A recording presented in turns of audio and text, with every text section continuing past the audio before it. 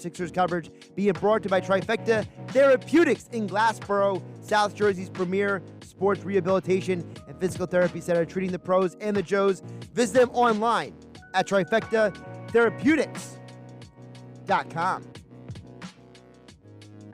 Joining us right now on the Boardwalk Kinda Hotline, it is Paul Hudrick, our Sixers insider over at 97.3 ESPN.com. As the NBA trade deadline comes and goes, and Kyle Lowry is not a Sixer, but George Hill is.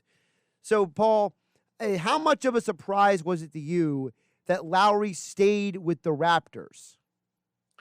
Pretty big surprise. I especially all the smoke not even just yesterday. I mean, yesterday obviously it reached a fever pitch, but beyond that, I mean, for like the last month or so, we've kind of heard it was kind of this will they, won't they thing, and then as it gets closer, the Raptors keep kind of losing. I know there were some extenuating circumstances for them with some of the things they've gone through recently.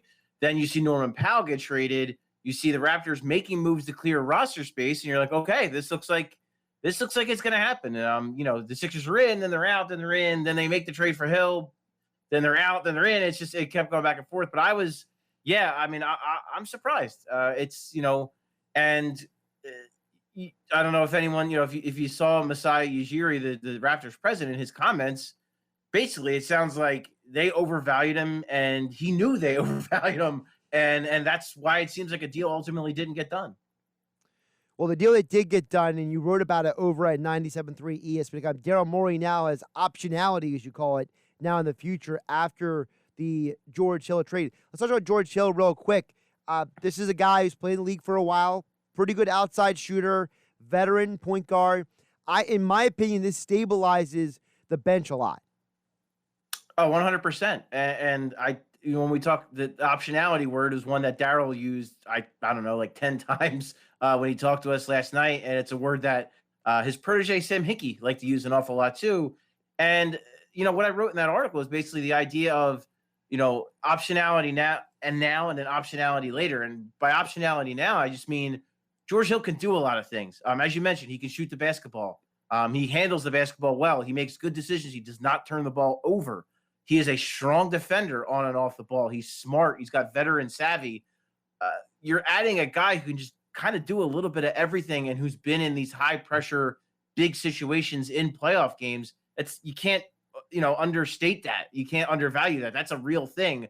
And, having a guy like him, it just gives you this to me, and I think Doc really strongly indicated this, is he's going to come off the bench. They're going to keep the starting five as is, and I think that's the right move. Starting five has played well. Keep it as it is. But when you close games now, if Seth Curry is getting hurt in a defensive matchup, well, we can go to George Hill and close the game with him. If Danny Green is having an ineffective shooting night, well, we can go to George Hill because maybe he's got a little something going. And then so on and so, or you go to Mitzi Steibel, or you go to Shake Milton. There's just the amount of options and the way this lengthens the roster where you have a playoff-proven player. And listen, yeah, he's not Kyle Lowry. He's not a star. He's not an all-star. He's not going to come in and kind of can change the complexion of the team, but he makes the team better. To be able to throw a guy like that in a game for 20 minutes a night, maybe in the playoffs, and to have him be able to close games with the versatility he has, with his ability to shoot the basketball, with his ability to defend and not turn the ball over. It's not the sexiest trade in the world, but it's one that makes them a better team. And I think you'll see it in the playoffs that he will make them a better team. And I bet the Milwaukee Bucks, who had him the last 2 years, they would love to have him right now, I bet. Yeah, a couple of things you said. That number one, you mentioned getting a team better. I was looking at Bobby Marks a couple of days ago on the Sports Bash with Mike Gill. He said, listen, if you have a chance to get better, you always should take that option. And the other thing is, you mentioned about it's not the sexy pick. I mentioned this the other day. People get so enamored with the flashy thing. They get so enamored. It's like, what's the car on the cover of Motor Trend? It's the Lamborghini, right? It's the flashy car. But people don't talk about how expensive it is to maintain that Lamborghini. Or if you see a car pull up, like when I used to go when I was younger to Atco Raceway, when you see the cars pull up. The fancy moped, the Honda Civic has got all the tricks and gadgets on it. Everyone freaks out about it. Then you get the plain car with the Hemi in it, and that blows it away on the track. It's got about 150 more horsepower. Give me quality over the flash. That's how I look at it. I need quality because guess what? Flashy doesn't always win championships. Dominique Wilkins, great dunker, never won a ring. Yeah, I mean it's about price. Like everyone's got to have their walking away point. You can't sell the farm for everything. And I think that's what Daryl Morey has done here. Is he's made the team better with George Hill. He didn't meet the Raptors' asking price, and guess what? Daryl Morey's not the only one who didn't meet the Raptors' asking price. Pat Riley and the Heat didn't want to meet the Raptors' asking price, nor did Rob Pelinka and the Lakers. They did not want to meet the Raptors' asking price. So this isn't a situation where Murray got outbid and someone else got him. No, the Raptors chose to hang on to him. So, and again, Masai Ujiri himself admitted we value Kyle Lowry more than others because of what he means to our franchise. And I get that. But that's why it didn't happen. It's not a situation where Morey couldn't make the trade happen. And when you look around the league, there was no other, like, what other move could the Sixers have made? Because Kyle Lowry was not, I mean, would Oladipo really have made? I don't know what Oladipo is right now. Like, I really don't. Maybe he goes to Miami and he refines himself and he's great and he helps the Heat out a lot.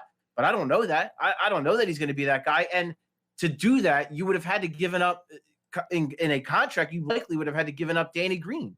And with the way that guy's playing right now, I don't know that that's a good trade. With this, you keep your roster intact for the most part. Yet Tony Bradley stings a little bit, but the reality of Tony Bradley is he's a third string center once Joel Embiid is healthy.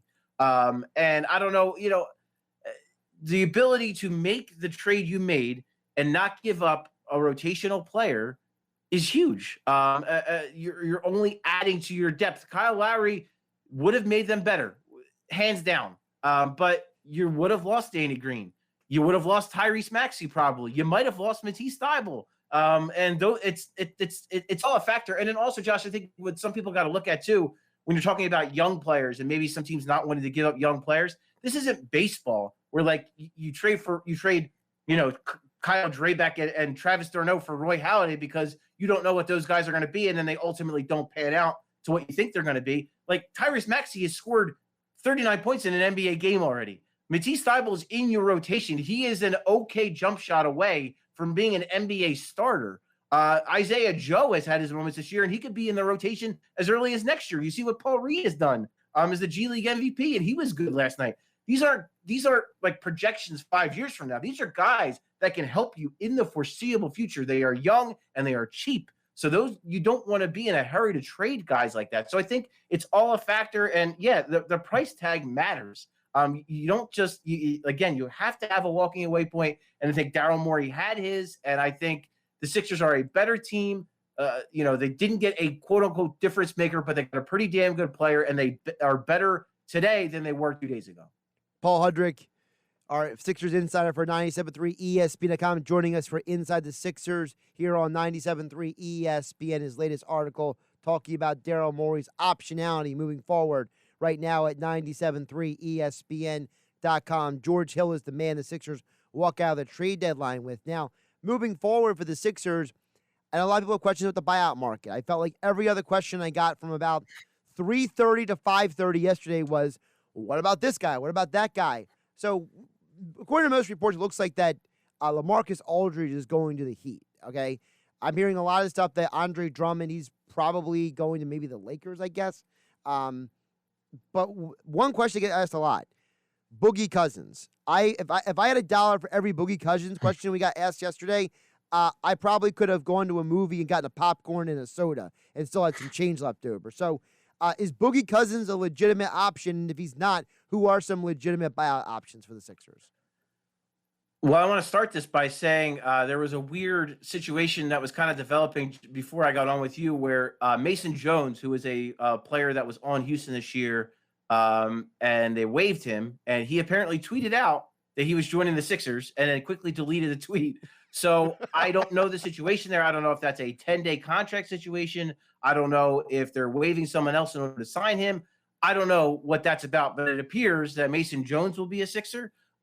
If he is not taking up that last open roster spot, if there's another move to be made, and Daryl Morey kind of hinted at possibly a big being the guy that they would look at. Boogie Cousins, listen, as a third string center, like why not, I guess? He can't move anymore, flat out. He cannot move defensively, but he can shoot the basketball pretty well. He's a pretty good passer for a big man.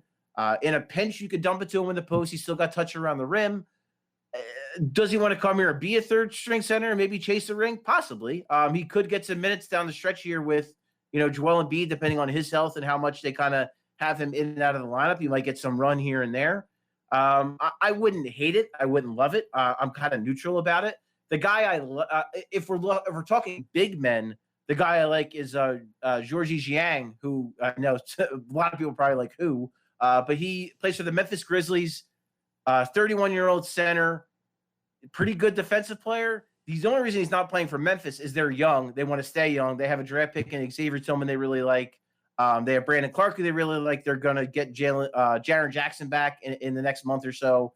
So they want to see what those guys have. So they don't want to play a 31-year-old center. So if he gets bought out, he's a decent defender. Like I said, is per 36 minutes, over a block and a steal per game. He can shoot it a little bit. I think he's over 40% this year from three. So again, we're talking about a third string guy who maybe brings something a little different than maybe a Dwight Howard does, where he's a little bit more mobile and can step out and hit a three. That would be a guy that would maybe interest me. If we're talking perimeter players, Avery Bradley's a guy I like if he gets bought out. Listen, he's not what he once was, but he's still a good defender. He's tough. He's got, again, playoff experience. You need all the help on the perimeter you can get when you're facing a team like the Nets in a possible 7-game series. So he's a guy I wouldn't mind having as kind of an insurance policy veteran perimeter guard defender. So that's what I would be looking at. But yeah, apparently Mason Jones, that would be a name that you're going to have to look at because he appears to be on his way to the Sixers one way or another. I'm literally, while you were talking, trying to look up Gorgie Jang's name. And I realized that I have no idea how to spell his name until I actually have the Basketball Reference.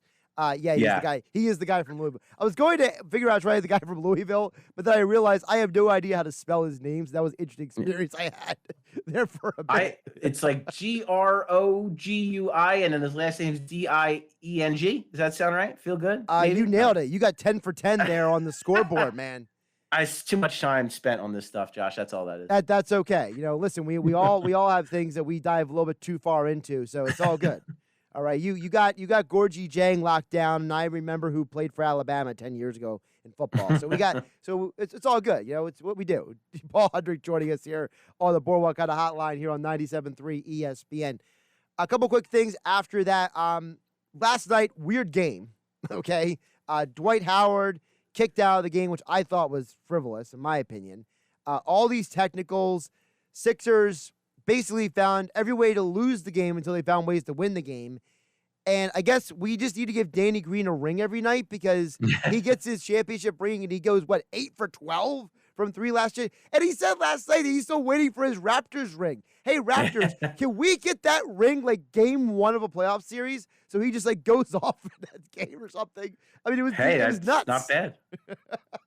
Yeah, no, to me, he looked like a guy who, as much as he is a veteran, he's been through this. He's changed teams before. He's gone through all this stuff in his career. He looked like a guy who definitely had a little bit of weight lifted off his shoulders last night. I think that's definitely fair to say, knowing that he's still going to be here and he gets to see this season through. Going up against your former team, that's never a bad thing, especially with what he kind of incurred last year with the Lakers. If people don't know how bad that kind of ended for him there, it was kind of ugly with the fan base there at the end. And some people taking sports just far too seriously. I know we all love sports, but some people going a little bit off the deep end there. But yeah, I mean, he's been good since the break, Josh. I mean, he really has been on both ends of the floor. His shot is falling. You're seeing defensively his value, what he adds. The break, I guess, did him some good. Maybe he got his legs fresh. He's really only had one bad shooting game since the break. He's been really good overall. And that's when you talk about, again, just not to belabor it, but when we talk about a possible Kyle Lowry trade, if it would have cost you Danny Green and Matisse Thybulle, you would have been in a lot of trouble defensively. How are you going to replace those two guys? That's literally your second and your third best perimeter defender. You can't. That's not something you easily replace. So yeah, I mean, for me, Danny Green, the only way I was trading him was in a Kyle Lowry deal. There was really no other deal I saw where I would have been comfortable including him. He's been again excellent since the break. He was great last night. They do not win without him. But the fourth quarter, it was just I thought they just kind of took their foot off the gas after they really dominated the third. And it happens. It's a long season. They're on the road in LA. Trade deadline. It was probably a really long day for a lot of guys. They lose to, a couple of their teammates that I'm sure they've gotten close to. Some of their names might have been in trade rumors. So it's a long day for guys. I just think it's a result of they took their foot off the gas for a little bit. The Lakers went on a run. But ultimately, they win the game. And that's really, Josh, all that matters. That is true. Absolutely. So now moving forward, do we have any idea of when Joel Embiid will come back? I feel like that's the thing that's kind of gotten forgotten about in all this, because you mentioned that starting lineup, they are incredible when all five are together, but there's one guy missing right now, and that's that guy Embiid. Yeah, and Josh, just real quick, I mean, how good they've been without him. Oh, my goodness. I am – it's the best stretch since, a couple years ago during Ben Simmons' rookie year when they won 17 games in a row, and Joel Embiid got hit in the face by Markelle Fultz and missed a bunch of time. It's the best they've played without him since then. It's been a really nice run. As far as where he is right now, I'll look at my phone right now. I see nothing. So we're still waiting on an update. Today was, I believe, 2 weeks from which he was supposed to be reevaluated. So we'll see. I would say I would doubt you're going to see him tomorrow. I would in LA against the Clippers. I doubt you would see him Tuesday in Denver. He's not with the team right now. He's back. He's home getting treatment. Maybe next Thursday against the Cavs. That would put him closer to 3 weeks, and they would be at home at that point. So that might be the game that maybe they target. We'll see. Hopefully we get some info today, and hopefully he gets upgraded. But it's so far so good. It seems like everything's in a weird way, Josh. I think no news is good news. The fact that we haven't heard about any kind of setbacks or anything like that seems good. So that's what I'm going to go with for now. And if I hear anything, I will certainly send that out on the Twitter sphere for you guys to find. That's at Paul Hudrick on Twitter, our Sixers insider over at 97.3ESPN.com. He has his latest article about Daryl Morey's optionality moving forward. Inside the Sixers, he'll be back on Monday with Mike Gill. And, of course, don't forget, coming in for a landing is the podcast. I love the conversation with you and Zumoff on that pod. That was a great episode there. Great content there. But before I let you go, one thing you and I have in common that nobody else here has in common, and that is Zack Snyder's Justice League. Now, first of all, my other podcast, Mutant Blitz Podcast, shameless plug, I did a full review on there. But I feel like I want to ask you real quick, because I know you're a huge Batman guy. I thought that I appreciated Zack Snyder's vision being fleshed out. That was kind of like my big takeaway. Yeah, it's really long. It's 4 hours. But I want to know what your thoughts are, because I know that you're really big into that stuff like I am. So I have to admit off the top, I didn't finish it. Okay. I just haven't had a chance, flat out. It's 4 hours long. Right. Now, are you going part by part? Is that how you're doing it? Yeah, I mean, kind of. So I'm literally, I think I'm in the last chapter right now. Okay. Which is the long, I believe. So I still got an hour to go. But yeah, I think that's a good point, dude. Zack Snyder being able to see his vision, it's just so much less hokey. So I'm enjoying that. I'm enjoying that there was no cyborg development in the first one, in the initial one, and now there's tons of cyborg development. I like that there's not as much. We already know Wonder Woman's story. We already know Batman's story. We already know Superman's story. Let's get the other guys some love here, and let's let them get a little bit of an origin here. So I liked that. But yeah, I mean, it's clearly better. Zack Snyder's, I think, if he got the chance, would have been so much better. I'm anxious to watch the rest of it, but yeah, I'm a much bigger fan of this version than the previous one for sure. All right, well, do me a favor, because I know you're a very busy guy, but whenever you do finish it, hit me up, let me know what you think of the rest of it, because I think there's a specific moment that you haven't seen yet that I think is a huge deal with the movie. I'm not going to tell you what it is. I think I know what you're talking about, and I'm already anticipating it and excited for it. I think I know what you're talking about. Because and this was the thing I wasn't expecting. This was a moment that I knew about some of them, because obviously Zack Snyder has put half the movie on Twitter, it seems like. But this was one scene that I didn't expect to see, and I was pleasantly surprised. So I'm looking forward to your full feedback when you're finished watching. Okay. Sounds great, man. I will do that as soon as I finish it up. I will. You'll be one of the first text messages that I send out. All right, sounds good. He's Paul Hudrick, at Paul Hudrick on Twitter, host of Coming In for a Landing podcast. As all guests, he appear on the Boardwalk kind of hotline. Paul, have a good weekend. You as well, man. Thank you.